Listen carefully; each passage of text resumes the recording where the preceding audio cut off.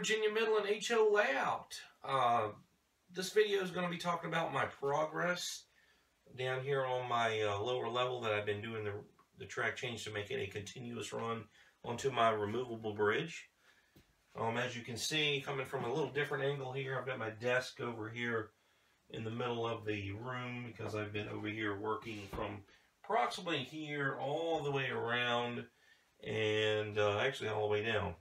So that's the reason why. Now, one of the ideal things, now when I built this layout, I never intended to have a lower level. Never.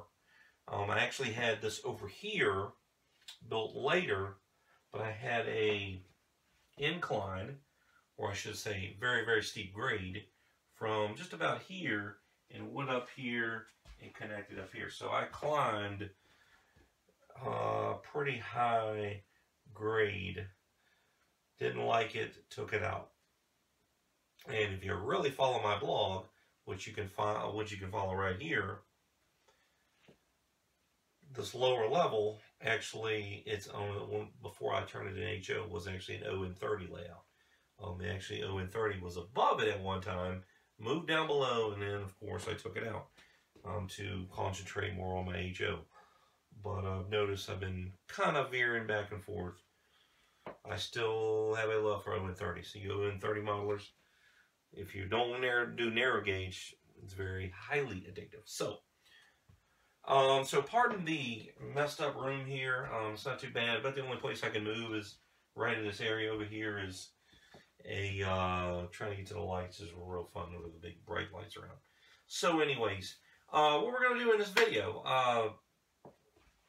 first I'm going to bring that camera down here. I'm going to show you my track work, what I've done. I'm going to put the bridge in. I'm going to run a train for you guys, maybe 2 trains if you're lucky. And I still have some work to do, preferably, from making the new hole in the wall, which I never look forward to, but it's going to be a small hole, and reconnecting it to the helix where I can put some staging and some other.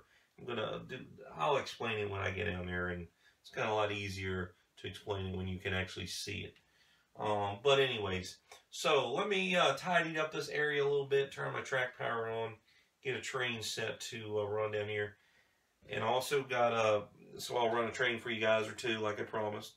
I've got another tip about track laying that I used for the curves and stuff like that. Well, actually, most of my curves here, it's a good philosophy. So stay tuned. We'll get down here, get some trains running, and make this video a little bit more interesting. Thanks. All right, here is where our construction started, our track work construction. As you can see, that is the hole that goes out to the helix. That's the old hole that will actually lead out to the platform the helix is on to staging. So as we follow this track, this is the mine run branch at one time. So I had to work in this curve, and this is part of the runaround track here. And back away here. It comes down to this turnout here.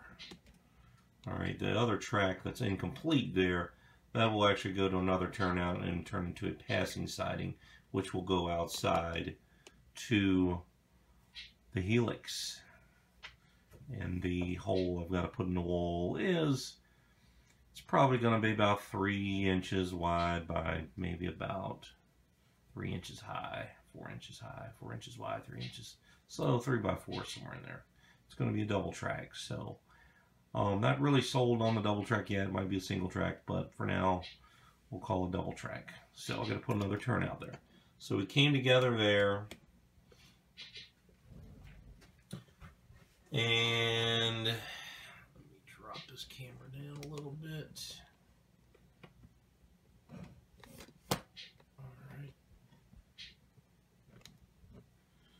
And then we move on down to another turnout, which is right on top of the bridge. This is going to be a creek. I'm going to fill it up. It's kind of And the scale for 0 and 30, so O scale, I just left it like it is. I will work on it. That'll be a good day's undertaking. All right, so we move on, and I'll put a bridge side on it, and it'll look better. So, and then the track curves off, and then goes to the removable bridge.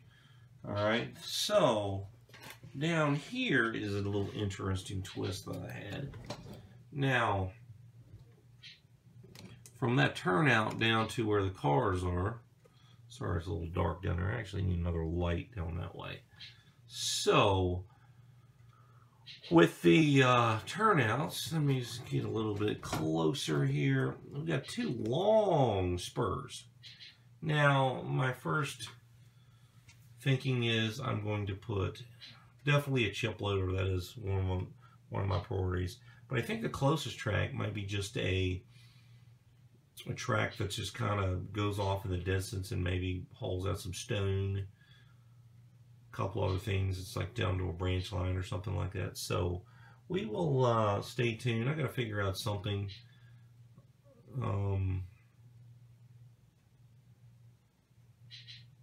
So the backdrop is actually going to be changed too. I've got some bad trees. Some of them look good, some of them look terrible.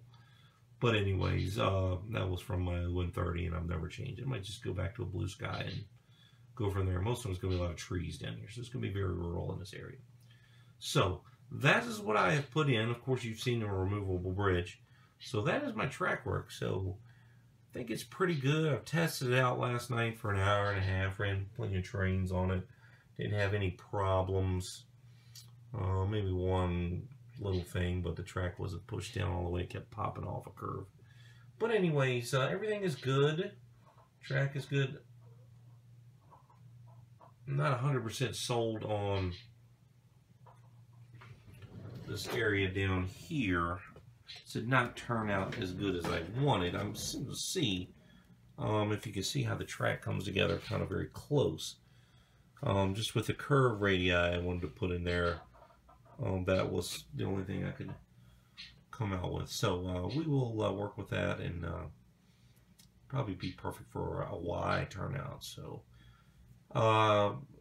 it's not permanent yet, but I'll contemplate a little bit and figure something out.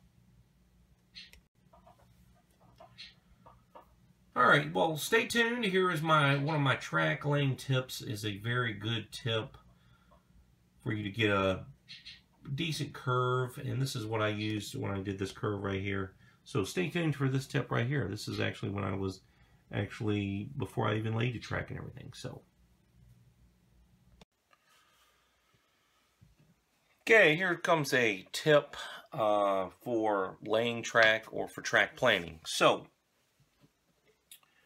I use Atlas's SnapTrack 22-inch radius. All right, not 18, but 22. All right, so why do I use that? Now, most of us draw our plans out on the paper, and then we kind of try to put what's on the paper on this. And most of the time, it's not to scale or anything like that, and your curves are way off, your turnouts are way off. So one of the easiest things for me to do is, what I do is, could probably solder these, but if I can make this connection. So I put about 4 pieces of track together, all right, or you could do more, all right, and that gives me a 22-inch radius, all right. 22-inch radius is pretty friendly for locomotives. 4-axle locomotives are no problem on that, and 6 axles, so ST40-2s and whatever else 6-axle power you may have, are pretty comfortable on 22-inch radius curves. So what I do is, once I get them set here, is I get the curve here, and what I'll do, I'll take a Sharpie marker, like I'm going to do on this one here, once I get the bench work and everything done, because this will go kind of like that. I don't know if you guys can see that or not, but I'll be a little close to the edge. I might have to make this triangle a little bit bigger. So, and I will trace it with a Sharpie.